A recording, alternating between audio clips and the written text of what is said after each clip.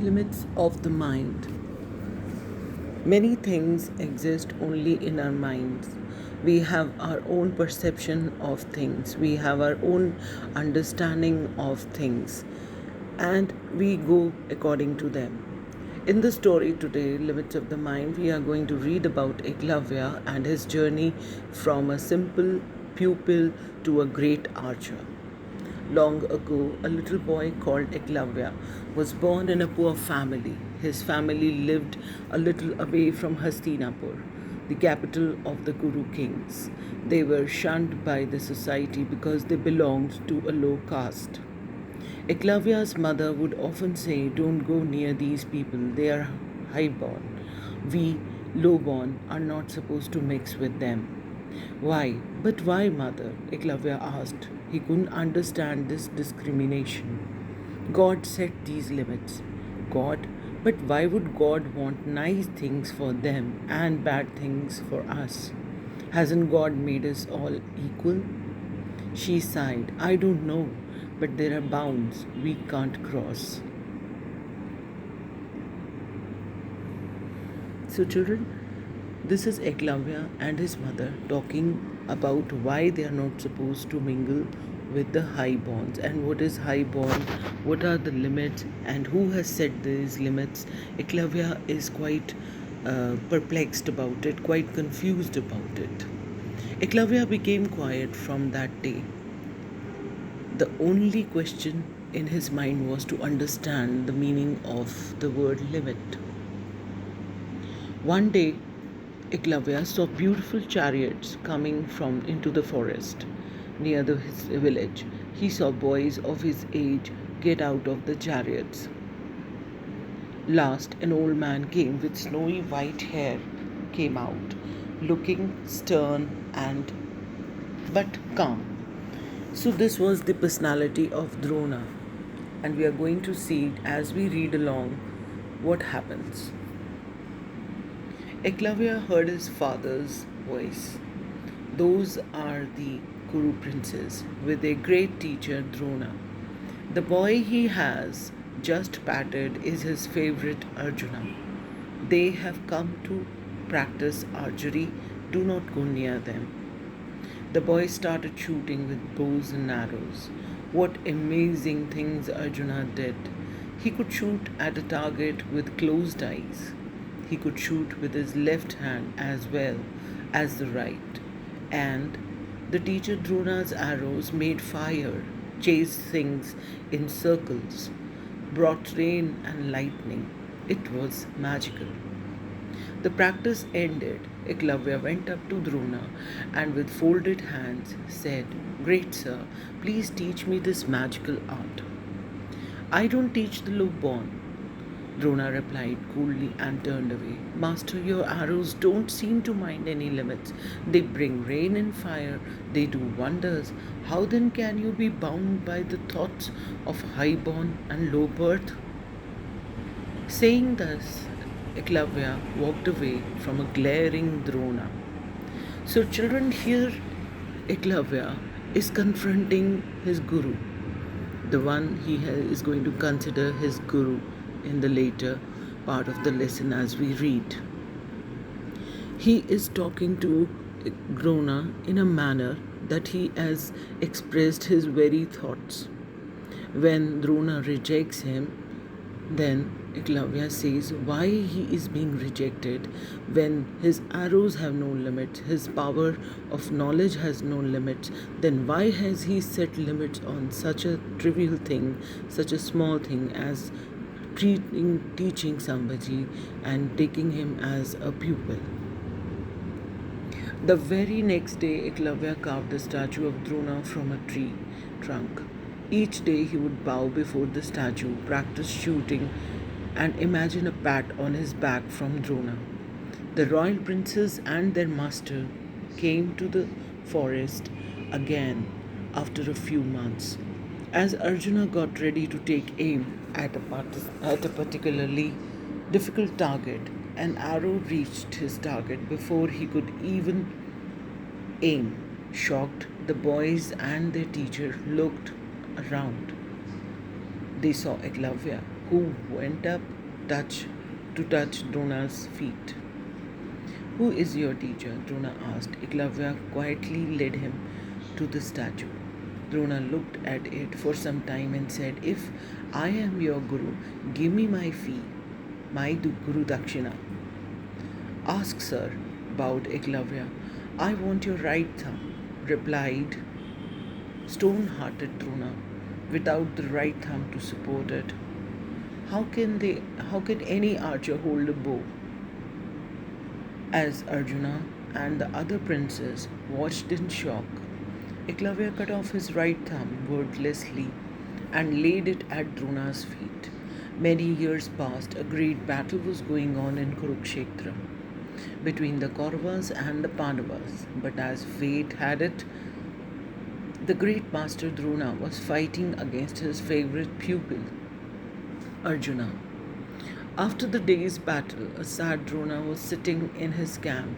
Suddenly, like a respectful prayer, arrows fell near his feet, one after another. He looked up and saw the young Eklavya. Master, I have learned to shoot without my right thumb. I can shoot with my left hand and with my feet. I have taught others and raised an army. Today, I am known as a great archer. Drona was speechless. Master, I set your greatness free from the limits of your own mind. Your great love for Arjuna crossed the limits of fairness when you asked for my thumb, but this made him learn to shoot with both hands and feet. And for this lesson, I offer my services to you in this battle. Drona's eyes filled with tears. He answered, Yes, it is true. Bounds and limits are in the mind. Real courage is fighting against wrong limits and respecting the correct ones. Eklavya, you have taught me a great lesson today. Not only Drona has learned a lesson, children, but along with this story, everyone, all of us, have learned something different. In today's context of this COVID 19 situation, we need to understand there are things which are moving away from the reality, from the perception, from the understanding, from the set rules and regulations that are now changing. So we need to come out of all the bounds of the limits of the mind and the new vocabulary that has come to us: shunned, discrimination, patted, bounds, caste, amazing, wonders, glaring, bowed, particularly, shocked, support, favorite, raised. As you can see, the new vocabulary that you have got here, you will have to find the meanings from the dictionary and try to use it in your expressions while writing and while speaking. So, children, in this lesson, when as we read through, the one thing that is there in our minds is that how our past has been, the Guru Parampara.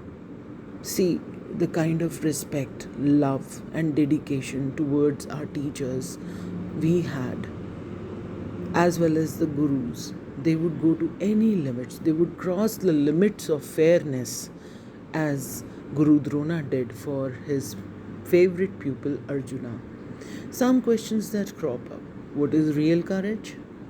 What are the limits of the mind? Which character now catches your fancy? And was Guru Drona justified in his act? These four questions, the four angles of the lesson, we will take it up further in other classes that we'll have later on. And after this, some activities would really make it very interesting for you to understand that how we can use art, how we can integrate art with our learning experience. Nowadays, you read a lot of comic strips, and in today's context, you can understand it better. You can, from your own mind, design a comic strip illustrating the teacher student bond and draw some illustrations of pupil teacher bondings. And the example, as you see on the screen right now, some pictures I have brought for you, which might not be suitable, but you have your own creative imagination, and I believe, students, you are much better than us because you belong to this generation, you belong to the present, and you have to take care of the future of us and this earth. Now, to give you some experience, you are well connected with a topic, you are able to understand it better if you experience something, if it is relating with you, what you can understand. Now, children, I have given a link in front of you, is there on the slide, experiential learning. This is a YouTube link which is going to bring 10 good mythological stories. It is very important to connect with our Indian mythology because it has a lot of things to teach us, a lot of values, and even they are scientifically proven that we were much ahead in technology in our past eras. Then you have to enhance your knowledge also further by going through all these books if you get, or the videos or the audio stories. Some activities that you must have engage into. You will have to organize a debate on Guru Parampara versus present education system. Once you have read through all the stories and you have understood the bondings, the type of relationship that the Guru and his pupil would have in the past, you would be able to understand what is happening in the modern day. Today, teachers are not being respected and valued in that measure as they were in the earlier eras. So, we would like you to express your opinion, your thoughts, and now it's a transition period, it's a changing period for you to understand how things are becoming so different from the past.